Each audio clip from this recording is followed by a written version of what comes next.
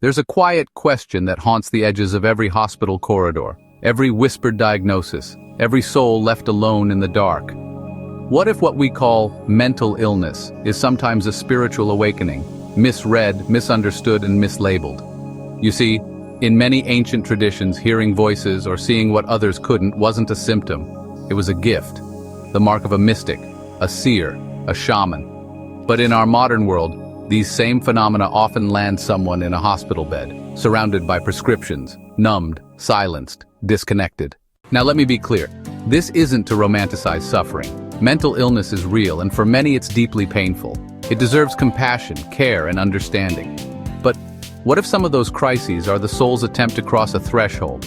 A moment when the veil thins and reality begins to shimmer in strange and unfamiliar ways. The mystics called it piercing the veil. The shamans called it journeying. In modern terms, it might be called a psychotic break. But what if the break isn't a breakdown? What if it's a breakthrough? We live in a society obsessed with control, logic, labels.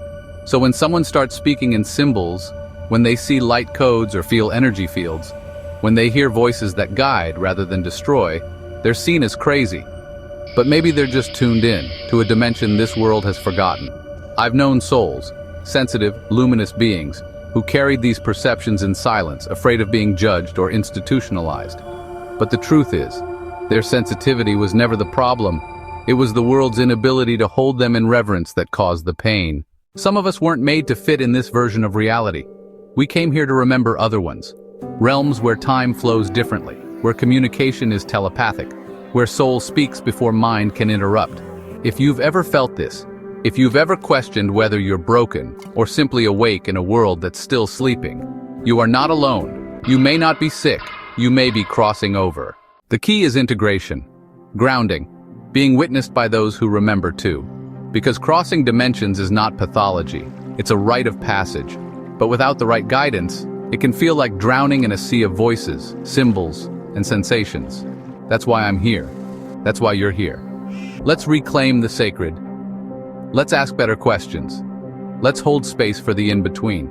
Because sometimes the path to healing begins with remembering what the world told you to forget. If this message resonated with you, share your story in the comments and subscribe for more conversations that matter.